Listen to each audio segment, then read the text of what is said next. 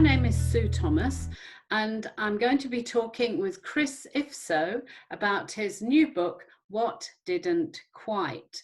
That's an intriguing title, and we're going to find out what it's all about from Chris. So, hi, Chris. Hello. Hi, Sue. And the first topic that I want to ask you about is the basis of the book, which is Nearlyology. Nearlyology. Okay. So, did you coin that term, or did you get it from somewhere else? And what does it mean? Okay, I coined it. It cropped up as a sort of joke in a conversation with somebody about getting to a time of life where the things that we've nearly done kind of get muddled up with the one. We can have much more vivid memories of things that never happened than we do of all sorts of things that seem to be very important at the time and have then vanished away. And Nearlyology is the study of how the things that we nearly do influence who we really are. And I suppose the key to it was finding that when you raise that topic of people's nearlies, some people just don't get it at all, but lots of surprising number of people immediately have a very vivid story to tell you about a moment in their lives where something nearly happened, either better or worse. I mean, on the whole, mostly it's people saying that they nearly made a terrible mistake and they did this instead and it all worked out all right. But people talk very openly and quickly about quite dark and deep things as well as funny, trivial things. And our nearly lives really do seem to be quite a powerful element of who we are. Well, that's interesting, because reading the book has got me thinking about my own nearlies, and I wanted to tell you about one of them, which I had completely forgotten about till I read the book, which was that when my parents first got married, they were going to emigrate to America, but they never did. And they always used to say to me, "You were nearly American." Now, when I was in my late teens and I was a bit of a naughty, disruptive girl, my parents wanted me to go and stay with an uncle who lived in Texas. And so, under some pressure from them, I wrote a letter to him asking if I could come and stay for 6 months and so on, spend some time with his family, because I did quite want to, and my parents thought it would be good for me. Well, I never heard back from them on that. And it was only just a few years ago that they told me that when they moved house, a few years before that, they found my letter that had fallen through their letterbox into a gap at the back. Wow. So that letter would have been written when I was in late teens, and they found it when I was in my 50s. Wow. I was really American twice. Amazing. I mean, that's such a good example, because it's the kind of reality of it that you were nearly American, but then also the kind of effect that had on how you thought of yourself. I mean, yeah, felt you were nearly American for a long time. Yeah. Yeah. So what about you? Have you got a personal story from your own life about Nearlyology? Actually, I mean, I've now got so many, so caught up in the subject, it's hard to separate mine from other people's, but two different examples. I remember when I discovered at about the age of 12 that my dad had had a first marriage and almost settled in Rome after the war, with a different wife. And I remember having this real kind of, so, what about me? Like, was I nearly Italian or nearly not born at all? That kind of one. And the other one that sparked all this off was when I worked at the Poetry Society. There was a story going around that Bob Dylan nearly came to the Poetry Society.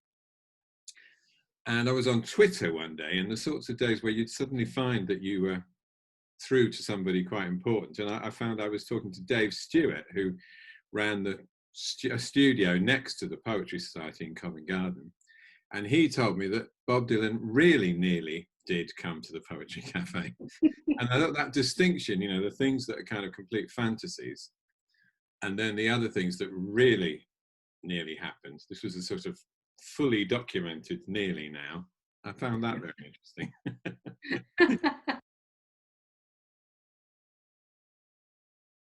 Let's talk about the characters in the book and how nearlyness affected them. Yeah. The main character, if you like, is Jamie. So can you say a bit about him and what, not necessarily what things he nearly did, because that's giving away the story, Mm. but how the sense of nearlyness has really pervaded his life?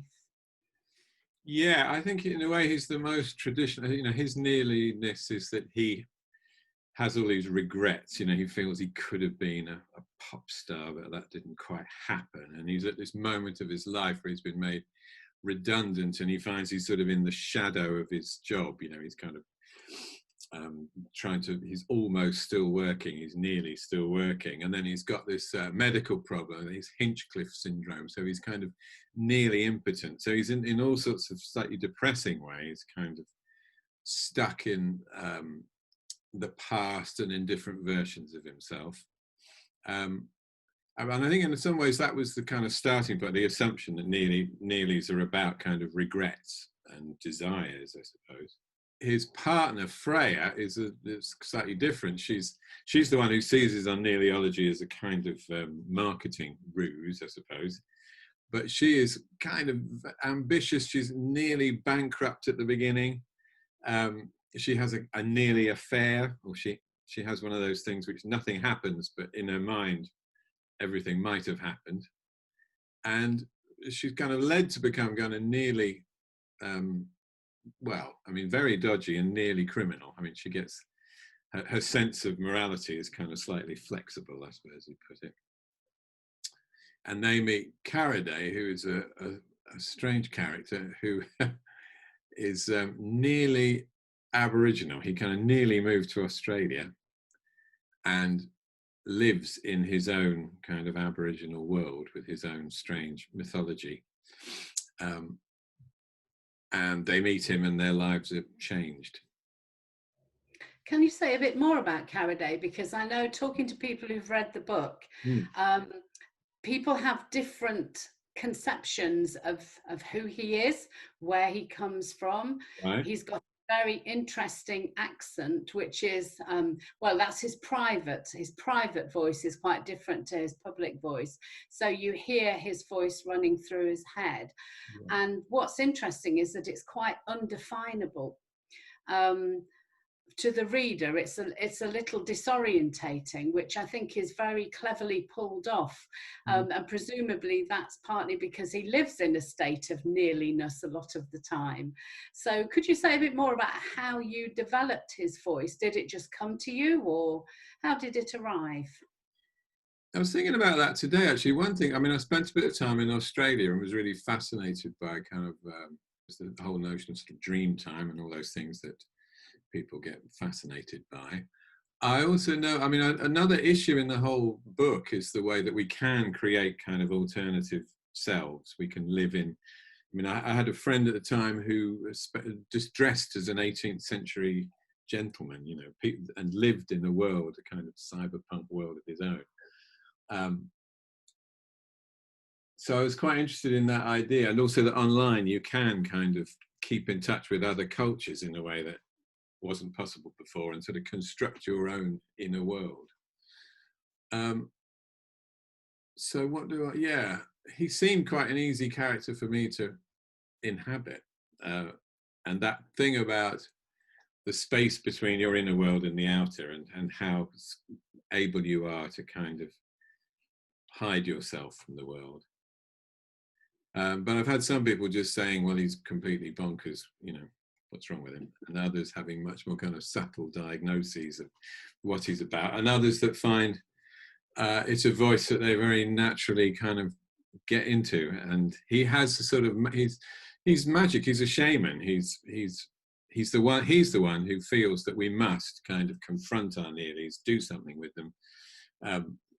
He has this practice of asking for stories and then setting fire to the stories and creating this fluff and dust which he puts out into the world. So he feels it's his personal mission to help us kind of manage the nearly world around us. And he does workshops, doesn't he? I think there's probably a need for that in today's world, to be able to go to somebody like him and have a kind of guided fantasy through your nearly life. Yeah. Well, he originally just sits in the library and asks people to talk to it, to tell him, write down stories. And then Freya thinks, wow, there's something in this. We could market this, and begins to kind of use him as her guru and as her kind of public face. But I think, I mean, that's the kind of another element of the whole project, has been to run those sorts of workshops and to sit in public places asking people for their Nearly stories. And well, there is a need. I mean, people do rush up and tell you their stories. And I think as well have a sense of relief afterwards that they've expressed it, because obviously that thing about feeling like, oh, deep down inside, I should have been somebody else. To take that out into the world, express it, it's always a positive thing, isn't it? It's always I mean, to know that you have this feeling that you're nearly American. I don't think, oh, poor Sue, she didn't go to America. I think, how interesting, you know, she lives in Bournemouth and she nearly lives in the States. I mean, I think that's great. It's a plus. Yes, it's pretty good. So one thing that I really liked about the book was how tightly plotted it was. I did find it a real page turner. And I'm curious to know how you did that, because as a writer myself, that is the one thing that often drives me crazy, is being able to get the right kind of flow and, you know, as I say, this page turning quality. And of course, when you're working with nearliness, you have another level of fluidity to deal with as well. So could you tell us a bit about how you structured and plotted the book? Well, I had a kind of a basic plot. And I was very aware of this problem of how you write about all the different possibilities, but still keep the reader interested in the one, you know, what's actually going to happen. And the book includes nearly stories and a kind of guide to how to be nearly interspersed with the plot. And certainly, I mean, I did this as part of a PhD, so I had quite some useful advice around me as I was writing it. And a problem I had was the bit where you get stuck. You must have you get into the middle of the book, and the major plot things are all moving along, but there's a danger of just sort of filling in time, you know, and having scenes where people potter about chatting about stuff and not quite getting to the key moment. But and it was advice to just really make sure that every scene had some kind of jeopardy in it, and that there was a kind of not a nail biter exactly, but that something was going to be resolved in the next scene. So you kept moving on and on and on and on. And I remember just a moment of finding that, and it really made sense to be able to add maybe quite minor things, but just something that makes you think, where's that character gone? So that when you come across them again and discover that they went into the next room, that seems a little resolution rather than just ambling about. It's very nice when you got enough to be able to go back and cut things and decide to drop characters that don't quite work, and there's that freedom to sort of prune something. But first you have to build enough to prune, grow enough to be able to prune properly without killing the whole thing.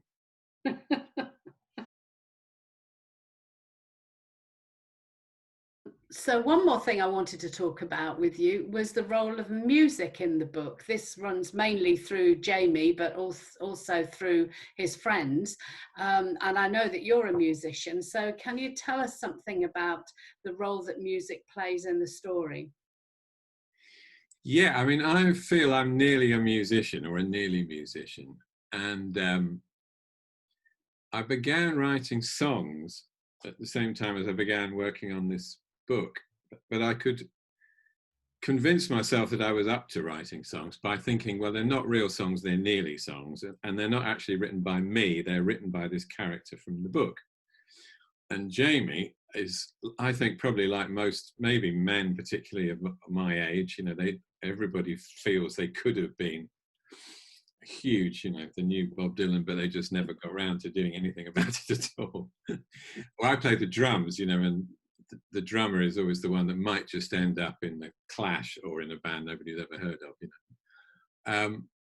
So from my point of view, there was quite a strong connection between music and Nearly self.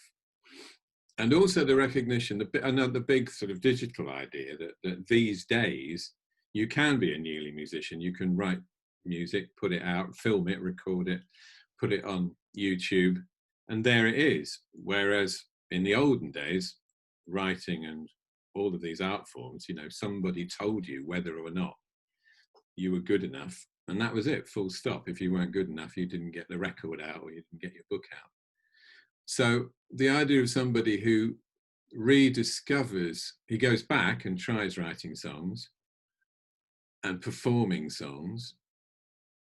It also goes with a kind of point in life where you're still interested in doing stuff, putting stuff out, but you can let go of some of your early pretensions about it. You know, your ambitions are moving around a bit.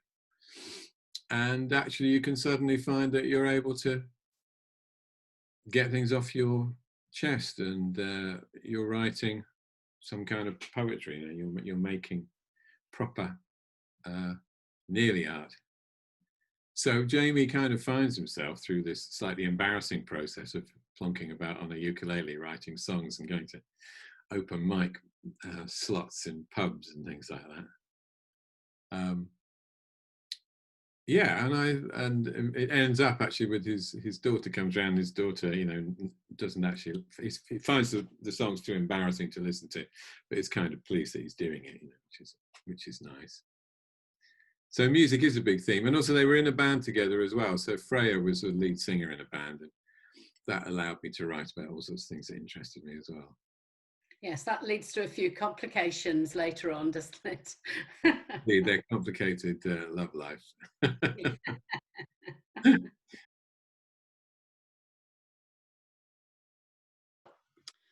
So thinking about the nearly brings me on to thinking about the virtual, and we've both known each other for quite a long time and both worked in the area of digital media and virtuality.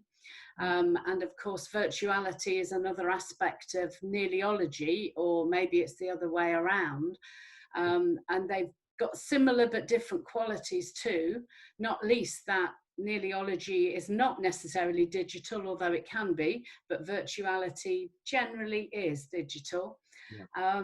So could you say a bit about the two things, and maybe about how your work in the digital has influenced your thinking about reality as well as Nearlyology? Yeah, I mean, I think back in a way to the issue about plotting, you know, I mean, we lead a life which has a beginning, middle, and end, but around it, we spend a lot of our time immersed. We always have, you know, been immersed in books we read or fantasies that we have. So the feeling that the kind of linear fiction, and also that simply, you know, words printed on a page is somehow maybe not the best way of expressing what it's like to be alive in a world where we're always looking at our phones and dipping into virtual worlds, was one of the things that I really wanted to think about in the book. So the idea of a fiction that took the digital virtual seriously. And I mean, it's a book that's supposed to make you laugh. I think it's a funny book. And there's lots of very absurd things about the people we pretend we are and like to think we are and all the rest of it. But it's also actually, you know, at least the contemporary human condition, that we are only half here, you know. So I was interested in writing a novel. I mean, this was originally, this is a kind of transmedia project, because there's the book. There are also the songs that Jamie wrote, which you can listen to on the website, nearlyology.net. The live workshops and performances that I've done, which seem to me to be part of the whole concept of the thing. And, you know, the novel is only part of the bigger Nearly project.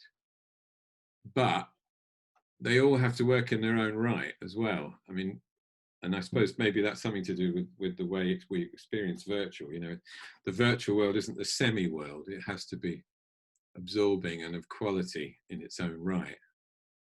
And you can't write a novel which people think, well, I don't like this very much, but the website's great. You know, it actually has to deliver in its own terms. How have I approached it? I think all of the characters in different ways have a kind of relationship to the web and also to their own inner imaginative fantasies. And I think those are very much the same, similar things, really. Yeah, what do you reckon? Yes, absolutely. There is a sense of virtuality or almost unreality, some people might say, through the story, because you can't always trust what people say. And so that's part perhaps of the plotting, is that you're constantly looking to see whether that's really true, whether that's really going to happen, whether that person is who they say they are, which in my experience is in some ways quite a lot like living in a virtual world with people who are playing characters and roles. Yeah. Certainly in your book, there is this sense of, and Jamie's very aware of it, particularly of alternatives, also of things that you are thinking that you're not telling anybody else, not even the people really close to you. Yeah. So everybody has that sense of living in kind of simultaneous parallel worlds of what they're thinking and what other people think they're thinking and what they express, etc., etc. And I think that comes out very strongly in the book, because it's part of the humor of it and also part of the journey through it. Yeah. Oh, that's really interesting. I mean, I'm glad all that works, because that is very important to the whole notion, our inner worlds and our outer worlds, and the way that the internet, I mean, you know, porn, which Jamie in his depression gets sort of immersed in this world of fantasy that's now a real thing. You know, it's like a click away from everybody all the time. But that isn't as if people haven't spent quite a lot of their time having sort of sexual fantasies. You know, there's a way that we've stolen away what used to be thought of as our own imaginations, and they've now become this thing that some corporation in America is running, and then can be analysed from that point of view. And I suppose that's why Carradine, you know, he has a whole rich kind of inner world which is entirely his own. It's made up. But it's still a reason why he isn't who he appears to be. You know, there's this sort of inner and outer dimension. Do you think he knows who he really is? Carradine, no, I think he's kind of a lost soul. But of course, I think also people tend to see those characters as maybe they're the ones who've really done it. You know, they've pulled it off. They've created themselves. They've imagined themselves. Whereas we're all stuck being normal, but with our fantasies of rock stardom or being American or whatever it is. So I think he's also the kind of person that someone like, I mean, Freya kind of exploits that people could like to see him as a guru and a shaman. Yeah. And I mean, he feels he has a kind of power, and perhaps he does. I mean, that is one of the kind of unresolved. That's one of the things to ponder at the end, I think. Yeah, and one last thing I'd say about him as well is that he's not really very digital, is he? Everybody else in the book is quite cool with social media and they're quite at home in that world. But Carradine, as I remember, doesn't really use any technology. Am I right? He got a sort of, he steals some Wi-Fi from the house next door, so he's got some kind of connection to it. But no, I think he's got. Well, I think the other, maybe an element is that I really loved about the kind of magical thinking, really. I mean, we think that in the West, we're so sort of rational, and that this is a kind of brilliant piece of technology, but it's also a kind of fantasy thing, isn't it? The thing the mirror we stare into and see what we want in, and that we give magical powers to. There's a kind of I saw it. It was at the British Library. There was a thing which was Australian, indigenous Australian. It was a kind of parcel that people would wear a thing around their necks filled with herbs and potions. And when they were in a difficult situation, they just bite on it to kind of release this kind of magical essence. Oh. And I still, I think it's very relevant at the moment that much of the way we lead our lives is based on kind of magical thinking.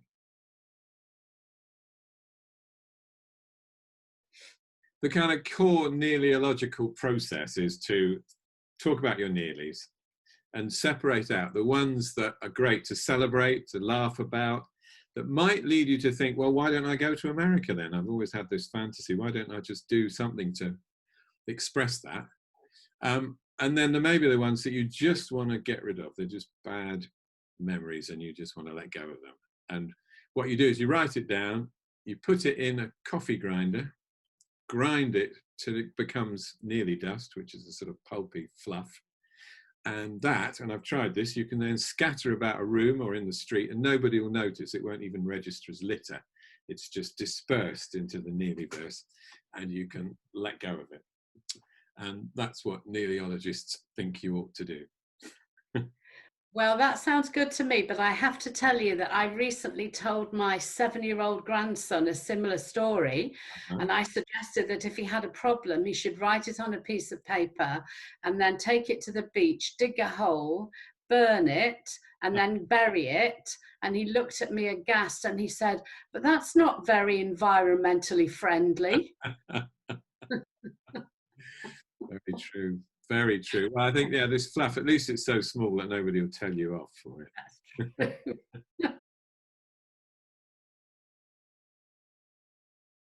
So what didn't quite is a self-published book, and I know it's also got a web presence alongside it as well.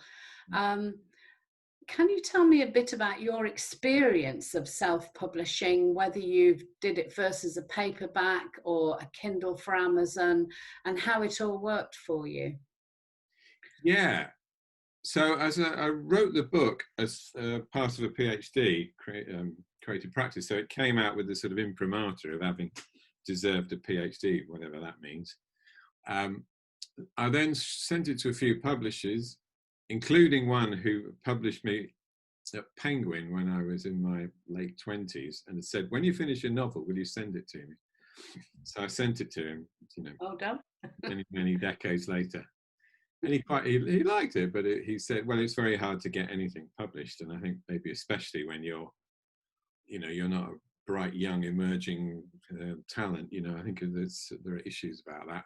But also I know enough about publishing to know that if you do get proper publisher, you don't sell loads of books necessarily, unless you do a lot of work to promote it yourself. And why not do it yourself? I've also been writing and talking about the future of the book and how wonderful it is that we've got the tools to get our words out without the need for publishers and people, the gatekeepers. So it seemed crazy not to try it myself. So I did it as a Kindle ebook to start with, which involves the evil Amazon, but I'm tending to think that these big monsters, corporate monsters, well, the best thing is to try and force them to pay their taxes rather than just avoid what they do very well. And then lots of people say, oh yeah, but I don't read Kindle, I really want the object. How many, you then to find out how many people actually kind of order a real object. But I kind of fancied being able to hold it in my hand. And the process of getting it out there, as you know, is quite easy. Of actually making the book, that's not the problem. And a friend of mine designed a cover which I absolutely adore. I'm really pleased with the cover. And I got bits of advice along the way, but then you're left with this thing of how to get people to buy it. And somehow it's very, the good thing is that it is like this gradual, you can always do something to maybe shift a few more copies and tell a friend of a friend of a friend of a friend about it, and you're very involved.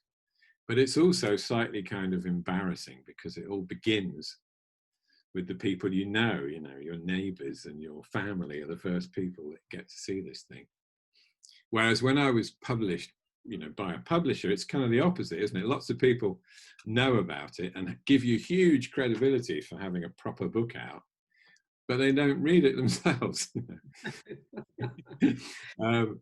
This is the opposite. The first thing people say is, "Oh, what was that? What was going on page 28? Or that bit made me laugh," which is lovely. But I think it also makes it feel a bit too sort of close for comfort. So one thing we talked about is Chris Ifso is not my real name. I invented a pen name, which I found quite liberating, because the only thing about this person is that they're a writer. And the only thing to do with that name is to try and get people interested in it and to read what it wrote, rather than this person who you might, be related to or have worked with or known from here or there. So I'm kind of enjoying it. I'm enjoying doing all the extra bits as well, the podcasts and the readings and all the rest of it. But it can feel a bit personal and embarrassing and all the rest of it. But you'd still have to do those things even if it was a print book, wouldn't you? Publishers would expect you to flaunt yourself a bit to sell more copies. Absolutely. And I mean, because of the work I was doing professionally, I've known some really major writers, and they're not in a way it's worse, because they're doing the same things but much, much, much more publicly. But they still have to do the videos and do the interviews and travel about and Well, one thing I'm thinking of for people who are watching this and wondering whether to make their own Kindle books or print-on-demand books through Amazon, I've done one too, and I get quite carried away with the back end of seeing what's going on and being able to fiddle with it. And I think people don't always realise that, for example, the blurb that you read on Amazon about the book, if you've self-published it, probably you've written that blurb, or a marketing person has helped you with it. And you can go in any time and change it. You can fiddle with the price, and you can turn the price up or turn it down or do special offers. And it's almost like being your own little shopkeeper, really, in terms of the way that the book's presented. You can even, if you want to, actually change the text of the book and upload another version. So I think people may not always realise that these possibilities are available behind the scenes.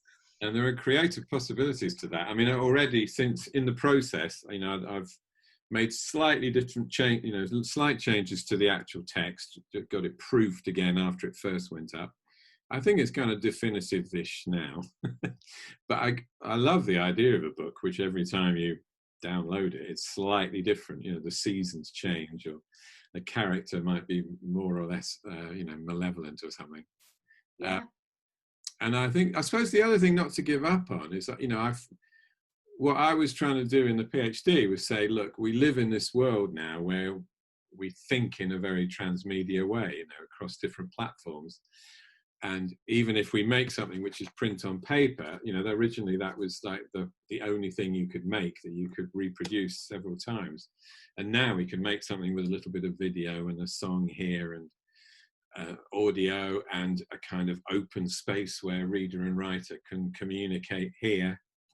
And one way or another, these different forms that can be bundled up and given a price tag and put out into the world. And I'm still really committed to that. It feels like we're different people, we're evolving, we have new media around us, and we should be finding new forms to use to talk about who we are and to tell stories. Which is exactly what you've done with this book. So the last question has to be, what are you working on now, and is there going to be another book?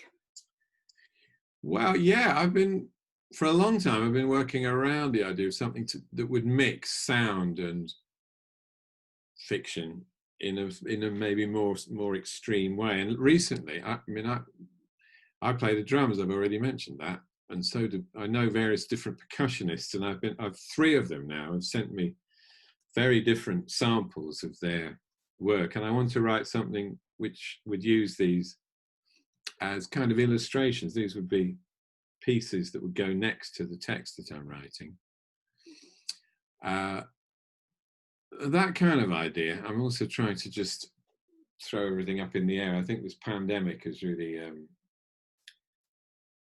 I've found it quite creative, because rather than your individual sense of what's the point of doing this, the whole planet is thinking, what's the point of doing it? You know, everybody at a very big scale is feeling uncertain about what form things are going to take in the future.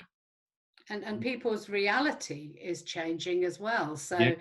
the whole idea of Nearlyology is actually in many ways very kind of appropriate at the moment, because if we were living our normal daily lives, we would be doing X, Y, Z, but we're not.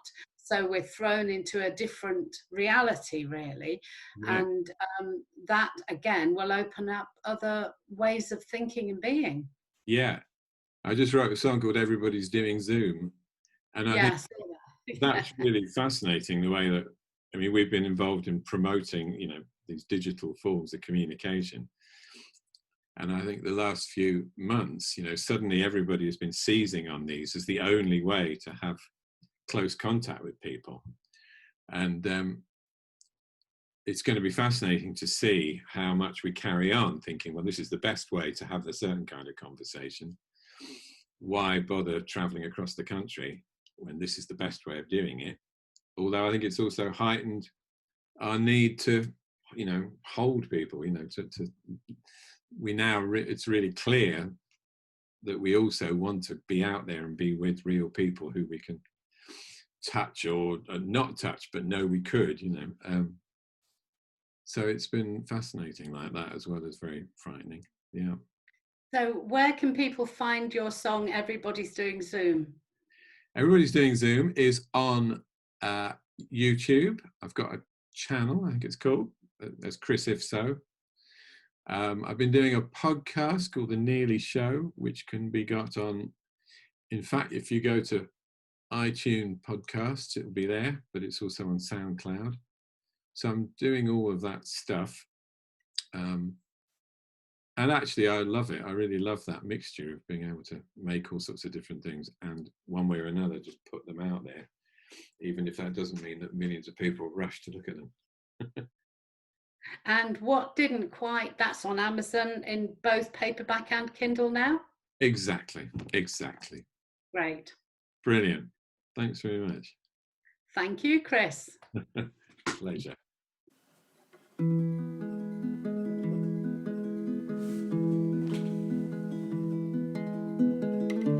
And everybody wears a mask, and everybody feels the fear, and everybody's distancing, and everybody's very near, and everybody's aching for a touch, for a WhatsApp kiss or text,